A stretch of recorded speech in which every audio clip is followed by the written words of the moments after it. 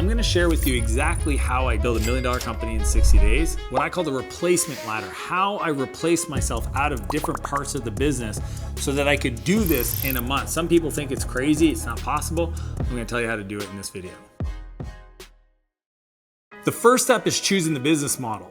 A long time ago, I remember hearing Warren Buffett talk about great businesses have high margins. So choosing the right boat to get into, sometimes they're called opportunity vehicles, but essentially choosing the business is the first decision. See, yesterday I was coaching a client, they had a $6,000 average order value. And I said, well, out of that, what's your gross margin? You know, after you pay the cost to make the thing and deliver it and all that stuff, what are you left with? And they said, well, only about 40%.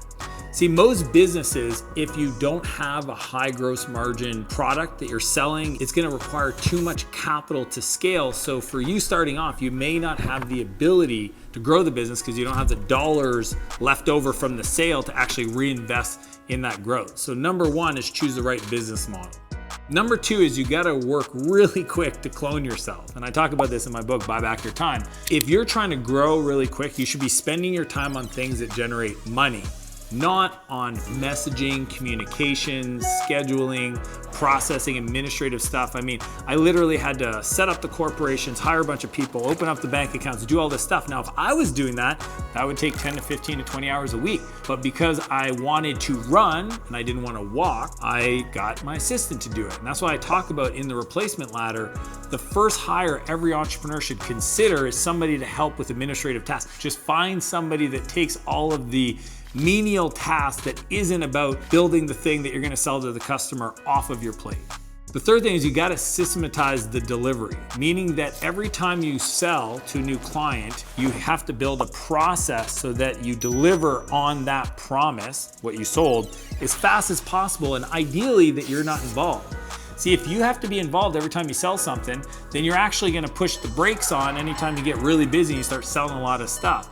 So I'm always looking at automating that first step. And we have tools today through email automation, through text message automation, even people automation. All the stuff that a new client would need to get wins incredibly fast, I automated that on the delivery side so it didn't slow us down. Now the fourth is you gotta automate your lead gen. So if you think of your ability to generate opportunities, leads, buyers into your world, it's about getting eyeballs. Just think about it. The more eyes, the more ears, the more people buy, right? If they see it, they'll listen to it, and then they might buy. So for me, it was all about social media. It was figuring out how can I leverage social media to get distribution on the eyes so that I get them to listen to then eventually start a conversation with me. So we automated the whole process by being way more deliberate on our content creation.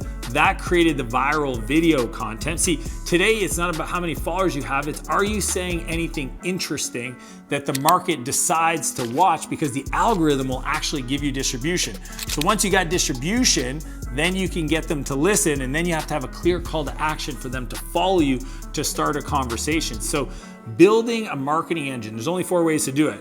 Number one is paid. You can run ads to generate a bunch of leads. You can publish, which is publish content speaking to the pain of your customer so that they find you and they go, oh, this person knows their stuff, I want to work with them. That's what I decided to do with video content. Number 3 is PR. So like, how do I get other people to write about you or us to get more people to be aware? And then the 4th is partnerships, and probably one of my favorite. It would be right behind publish. If I wasn't doing publishing, if I was starting from scratch, I probably would do partnerships, because I need people that have built-in audiences. Because if I can get them excited about my new service or product and they tell their audience, then it's a warm introduction and allows you to build your automated lead gen a lot faster. Number 5 is you gotta scale your sales. See, a lot of folks, because they're so worried about wasting opportunities, they always take the sales call. And I used to fall into that trap where when I was selling coaching, when I started 7-8 years ago, well, of course I want to take the call. Why would anybody want to talk to somebody else? The problem is, if you get really good at automating your lead generation, then you just fill up your calendar. You'll spend 20 to 30 hours a week on sales calls, on follow-up, and you just feel like a prisoner of your own business. The moment you bring somebody else from external, internal to your business, and they can sell on your behalf, and you're no longer involved in the sales conversation or the follow-up, it's a game changer. It will transform everything. And this is why I call it the freedom step in the replacement ladder, because The fourth level of hiring somebody to do sales, it unlocks this beautiful place that every entrepreneur wants to get to, which is I want to create a business that makes money while I sleep. And if you're still involved in that last process, then the business will not take a dollar from anybody. You won't sell anything to anybody until you're awake. But at that point, think about this. You now have a business, an engine that generates opportunities, lead generation, has conversations with your market to sell them something, sales, and then you have an automated delivery system to bring people into your world. That's how we scale up our sales.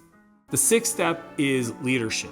So in the replacement ladder, leadership is all about finding flow, because when you start working with folks, right, you buy back your time and you delegate outcomes, not tasks, then you get to a place where you're collaborating with other people that it's fun. You don't go to a meeting and like, I don't want to be on this meeting, or man, I really don't want to work with this person. You start to choose the handful of people that you collaborate with. Now, anybody that's great will want to be rewarded in the upside. See, too often entrepreneurs hire an executive assistant and they say, oh, you're gonna run the business. You're my director of operations. Like, that person's never been trained on it. They've only been in the workforce for 3 years and now you want them to run your multi-million-dollar company. It makes no sense.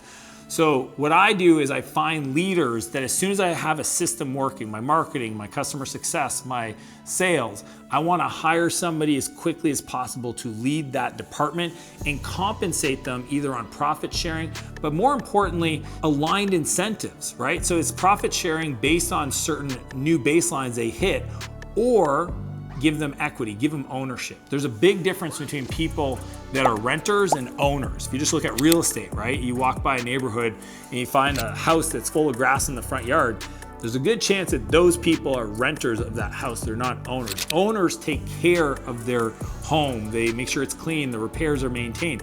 Same thing with the business. If you want somebody to show up as an owner, you're gonna have to give them equity in the business. At minimum, give them a piece of the upside through profit sharing or success fees or variable compensation to help them align with you. If you want to learn more ways to buy back your time, but more specifically, execute your replacement ladder so you can build $1 million business in 60 days, and be sure to sign up for my brand new newsletter where I unpack on a weekly basis new strategies and content to help you get leverage so that you don't build a business or a life that you grow to hate.